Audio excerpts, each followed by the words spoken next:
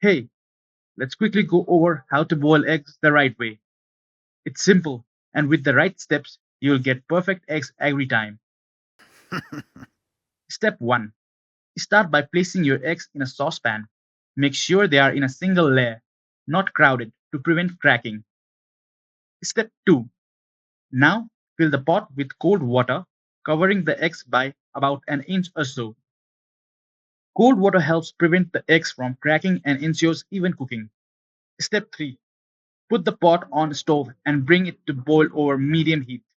Once the water starts to bubble, reduce the heat to low and cover the pot. Step 4. Here's the timing for different levels of boiled eggs. For soft boiled eggs, cook them for 4 to 5 minutes. The white will set, but the yolk will still be runny. For medium boiled eggs, go for 7 to 8 minutes. The yolk will be slightly creamy but not runny.